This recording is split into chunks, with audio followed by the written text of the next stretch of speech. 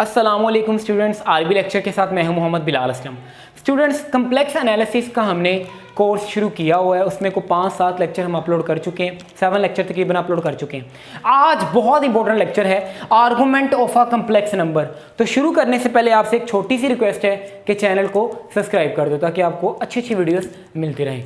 तो देखते हैं कि आर्गूमेंट क्या होता है। लास्ट वीडियो में हमने पोलर फॉर्म देखी थी, अगर आपको याद हो। क्या देखा था हमने? Polar form of a complex numbers. तो आज हम देखेंगे argument of a complex number. तो लेट कर लेते हैं, पहले आर्गूमेंट को सिंपल हम डिफाइन करेंगे। लेट कर लेते हैं, लेट अ कम्प्लेक्स नंबर, एक कम्प्लेक्स नंबर हम लेट कर लेते हैं x plus iota y represented in Argand diagram. फर्ज कर लेते हैं एक कम्प्लेक्स नंबर है, वो रिप्रेजेंट किया गया है आर्गन डायग्राम। मैं बता चुका हूं आर्गन डायग्राम क्या होती है। ऐसी डायग्राम जिसमें हम कम्प्लेक्स नंबर्स को ड्रा करें उन्हें हम कहते हैं आर्गन डायग्राम। तो यहां पर बना लेते हैं हम प्लेन, फिर हम अपना टॉपिक शुरू करते हैं मेन आर्गूमेंट। यहां पर ये कम्प्लेक्स नंबर ले लेते हैं। सपोज ये आप लोगों के पास x एक्सिस, ये y एक्सिस, ओरिजिन, ये आप लोगों का complex number x plus iota y। तो मैं चारों प्लेन्स बना लूँगा ताकि इसमें हम जितनी भी डिस्कशन करेंगे वो चारों क्वाड्रेंट बन जाएंगे। आप लोगों के पास जितनी भी डिस्कशन करेंगे वो सारी की सारी इसी में होगी। अब ये कम्प्लेक्स नंबर है आप लोगों के पास, ये थीटा है आर्गूमेंट यानी एंगल। अब ये थीटा को हमने लास्ट टाइम डिफाइन किया था कि ये चीज़ अगर मैं परपेंडिकुलर ड्रा करूँ, ये y है और ये क्या है, ये r है और बराबर होता है मोड ऑफ z। r है जो किसके इक्वल होता है, मोड ऑफ z के, और ये कितना x। तो हमने लास्ट टाइम देखा था कि अगर हमें एंगल निकालना हो तो उसका फार्मूला होएगा theta is equal to tangent inverse y over x। ये हमने लास्ट वीडियो में डिस्कस कर लिया हुआ है। अब ये जो थीटा है ना, बेसिकली इस थीटा को ही हम लोग क्या कहते हैं, आर्गूमेंट। इस थीटा को हम क्या कहते हैं, आर्गूमेंट। तो आज की लेक्चर्स में हमने जो बेसिकली चीज़ें देखनी है वो इसी से रेलेवेंट देखनी है, थीटा से रेलेवेंट। अब बेसिक पहली चीज़ कि ये क्वाड्रेंट्स में ये थीटा कितना होगा। अगर मैं पहले क्वाड्रेंट में बात करूं, पहले क्वाड्रेंट में बात करें तो थीटा कितना होगा इन क्वाड्रेंट 1, Q4 क्वाड्रेंट्स। ये Q1 है आप लोगों के पास, ये Q2 है, ये Q3 है और ये Q4 है। क्वाड्रेंट 1 में थीटा एज इट इज, ये थीटा। फिर अगर मैं क्वाड्रेंट 2 की बात करूं, यहां पर अगर हम यहां से आए, ये क्वाड्रेंट 2 अगर मैं ड्रा कर दूं आप लोगों को, तो यानी यहां से हमने यहां तक आना है, तो ये कुछ भी थीटा है तो थीटा में हम पाई ऐड करेंगे, ये इतना डिस्टेंस होता है पाई। तो क्वाड्रेंट 2 में क्या होगा, पाई प्लस थीटा। तो ये डायग्राम मिटा देते हैं, समझने के लिए बनाई थी सिर्फ। क्वाड्रेंट 2 में यानी यहाँ पर अगर आपने आना है तो पाई प्लस थीटा। फिर अगर आपने ये पाई माइनस थीटा करेंगे, क्यों भला, ये पाई है ना, तो पाई से वापस जाना है आपने, पाई के आगे थोड़ी जाना है, तो यहाँ माइनस लगा लो। क्वाड्रेंट 2 में आप लोग क्या करोगे, पाई माइनस थीटा, ये पाई है ना, तो सेकंड क्वाड्रेंट में जाना है, सेकंड वाले में, तो पाई में से कुछ माइनस करेंगे तो पीछे जाएंगे, हाँ प्लस करेंगे तो आगे जाएंगे। तो क्वाड्रेंट 3 में क्या होएगा, क्वाड्रेंट 3 में पाई प्लस थीटा, यानी ये पाई में कुछ जमा करेंगे तो आगे जाएंगे, माइनस करेंगे तो पीछे आएंगे, ठीक है। फिर क्वाड्रेंट 4 की अगर बात करें हम, क्वाड्रेंट 4 यहाँ पर आप लोगों के पास होगा माइनस थीटा, यानी ये अगर आप यहाँ से इधर आएंगे तो ये माइनस थीटा। ये तो था आप लोगों के पास क्वाड्रेंट की बात। अगर मैं जर्नल क्वाड्रेंट की बात करूँ, जर्नल एंगल की, एक स्पेसिफिक कर दें इसको, जर्नल एंगल। पहली तो इंपॉर्टेंट बात ये है कि जर्नल एंगल को रिप्रेजेंट करते हो आप लोग, ये जो आपके पास एंगल है ना, ये थीटा, इसको आप लिख सकते हो अगर जर्नल तौर पर लिखना है, it is represented by small argument of z। इसको आर्गूमेंट ऑफ z यानी थीटा है ना, थीटा को लिखा जा सकता है, थीटा ये इनको लिखा जा सकता है थीटा की जगह पर, ये क्वाड्रेंट 1 है ना थीटा, इसमें ये थीटा को लिखा जा सकता है आर्गूमेंट ऑफ z। ये क्या है, स्मॉल आर्गूमेंट का मतलब क्या है, जनरल एंगल की बात कर रहे हैं। अब जनरल एंगल का क्या मतलब है, जनरल एंगल का मतलब ये कोई भी आपके पास, अगर सपोज मैंने एंगल की बात की है ना इतने की थीटा ये, तो जनरल एंगल का मतलब क्या है, घूम के आप सर्कल मुकम्मल करो, दोबारा यहाँ पे आओ, तो ये हो जाएगा पाई प्लस थीटा प्लस 2 पाई, फिर मुकम्मल करो थीटा प्लस 4 पाई, तो ये घूम के वैल्यूज रिपीट होती जाएंगी।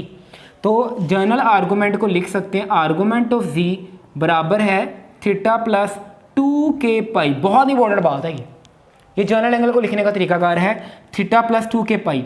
अब के क्या है, के कहाँ से आता है, के बिलोंग करता है इंटीजर्स से, और इंटीजर्स क्या होते हैं, 0 ±1 अप टू ±2, ये चलता जाता है। इंटीजर्स में से आप लोग के क्या करते हो, पिक करते हो।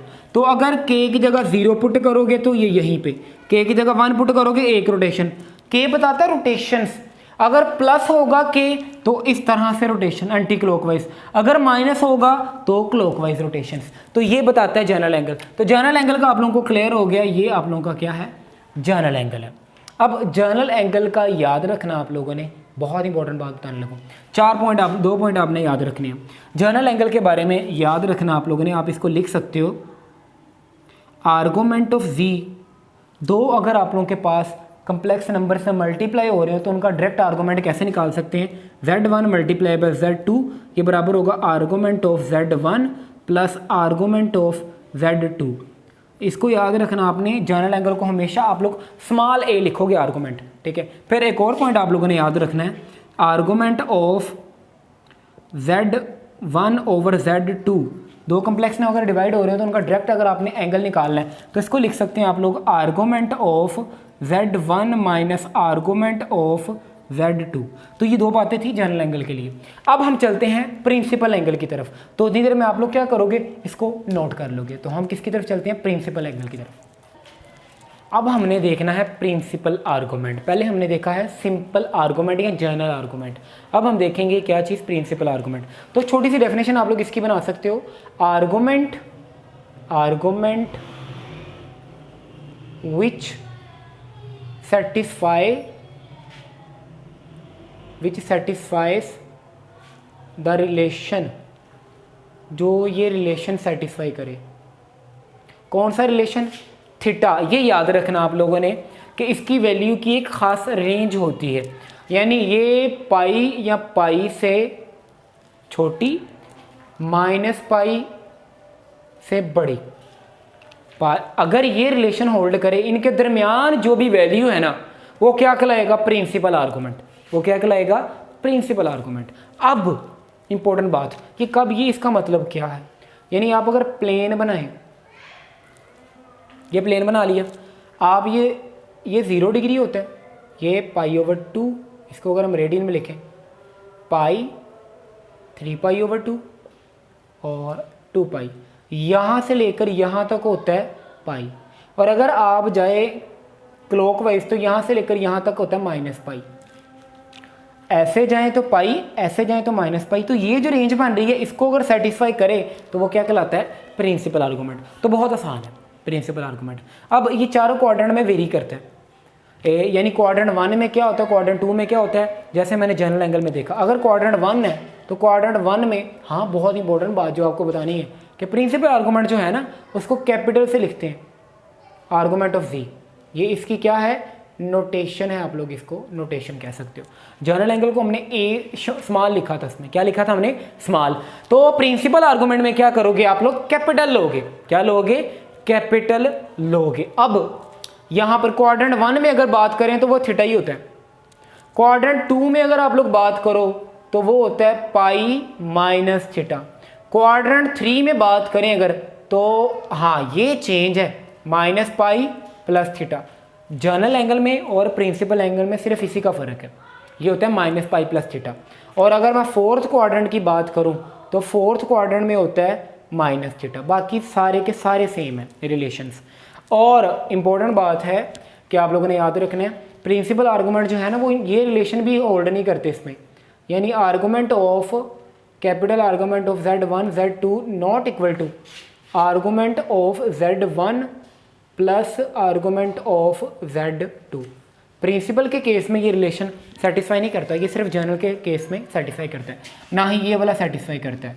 Argument of Z1 over Z2 अगर डिवाइड हो रहे हो तो ये भी बराबर नहीं होता किसके, argument of Z1 minus argument of Z2 general में, लेकिन ये होल्ड करते हैं। ठीक है, तो ये छोटा सा इंट्रोडक्शन है। आगे इसके बारे में डिफरेंस क्या है, ये इंपॉर्टेंट क्वेश्चन है, को पूछे आप लोगों से difference between general angle and principal angle. ठीक है, तो डिफरेंस बिटवीन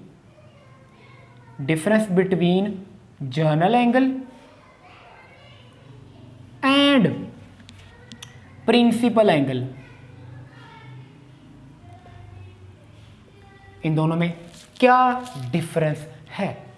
तो बहुत आसान डिफरेंस है। जनरल एंगल में एंगल रिपीट हो सकता है, लेकिन प्रिंसिपल एंगल में फिक्स्ड वैल्यू होती है, रिपीट नहीं होती। ठीक है, तो याद रखना आप लोगों ने पॉइंट क्या है।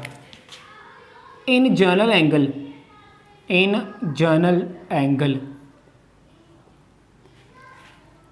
Repetition is allowed,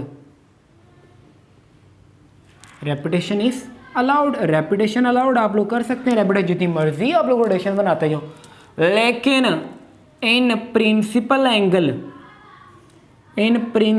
angle repetition is not allowed, fix value होती है। तो ये बहुत कमाल का डिफरेंस। अब रिलेशन क्या है, यानी आप लोग इन दोनों के दरमियान में रिलेशन भी बना सकते हैं। तो रिलेशन क्या बनेगा, यानी अगर छोटा सा रिलेशन बनाए इनके दरमियान, relation between general angle and principal angle, तो ये देखते हैं रिलेशन, आप लोग इतनी देर में नोट कर लो। ठीक है, तो नेक्स्ट हम इसको रेज करके लिखते हैं। अब हम देखेंगे रिलेशन क्या है प्रिंसिपल आर्गूमेंट और जनरल आर्गूमेंट के दरमियान। तो सिंपल सा रिलेशन है, आप लोगों ने याद रखना है, आर्गूमेंट यानी प्रिंसिपल आर्गूमेंट प्लस 2k पाई बराबर होता है आर्गूमेंट ऑफ z। तो ये याद रखना आपने, ये एक छोटा सा रिलेशन है जनरल एंगल और प्रिंसिपल आर्गूमेंट के दरमियान। इसकी एग्जांपल देख लेते हैं, एक छोटी सी example.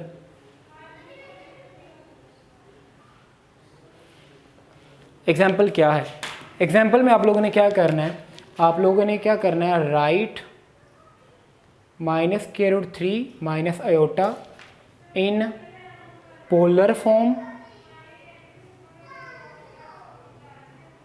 Bye using general angle, simple angle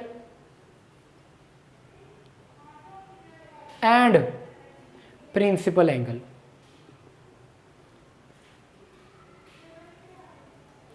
तो ये देखते हैं, हमने इसकी बनानी है पोलर फॉर्म हम पढ़ चुके हैं लास्ट टाइम, और क्या यूज करके, जनरल एंगल और प्रिंसिपल आर्गूमेंट। तो आपको पता है पोलर फॉर्म, इसको लेट कर लेते हैं, लेट ये किसके इक्वल है, z के इक्वल है, कम्प्लेक्स नंबर है तो z के इक्वल, ये लेट कर लिया।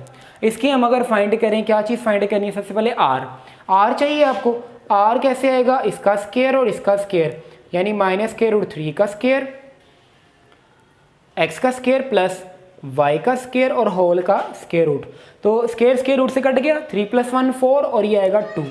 अब थीटा निकालना है, थीटा का फार्मूला क्या है, टेंजेंट इनवर्स y/x, यही फार्मूला है। अब y कितना आप लोगों के पास, -1 और स्क्वायर रूट -3, यानी टेंजेंट इनवर्स -1 ओवर -√3 यानी 1/√3। और टेंजेंट कितने पर देता है, 1/√3, आपको पता है कितने पर देता है, π/6 पे, कितने पे देता है, 30 पे, 30 एंगल पे देता है 1/√3। ये कैलकुलेटर से भी आप लोग निकाल सकते हो। तो थीटा आ गया π/6। पहले हम यूज़ करेंगे सिंपल इसी एंगल को यूज़ करके हम बनाएंगे पोलर फॉर्म। तो पहले हम देख लेते हैं ये किस क्वाड्रेंट में लाई करता है ये। तो as z lies in third quadrant, क्योंकि ये थर्ड क्वाड्रेंट में लाई करता है, तो थर्ड क्वाड्रेंट में जो जनरल एंगल है सिंपल आर्गूमेंट, वो कैसे फाइंड करते हैं आप लोगों को पता है, पाई माइनस π/6, ये हमने बताया था। क्या था, थर्ड एंगल में हमने पढ़ा था पाई प्लस, इसको प्लस लिख लो, पाई प्लस थीटा। ये किस में पढ़ा था हमने, थर्ड क्वाड्रेंट में। तो पाई में क्या करेंगे, जो एंगल थीटा इसको ऐड कर देंगे, तो ये कितना बनेगा, 7π/6। ये आप लोगों के पास इस एंगल को यूज़ करके इसकी पोलर फॉर्म बनाते हैं। तो -k√3 माइनस आयोटा बराबर है, क्या पोलर फॉर्म होती है, r into cos theta plus iota sine theta. तो r कितना आप लोगों के पास 2, यहाँ पुट कर देंगे आप लोग 2, कोस कितना है, थीटा कितना है 7π/6, ये आ गया, प्लस आयोटा साइन 7π/6। तो इसको आप लिख भी सकते हैं 2CIS 7π/6। तो ये आ गया किसको यूज़ करके, जर्नल एंगल को यूज़ करके। लेकिन अगर मैं यूज़ करूँ प्रिंसिपल एंगल को, बाय यूजिंग प्रिंसिपल एंगल,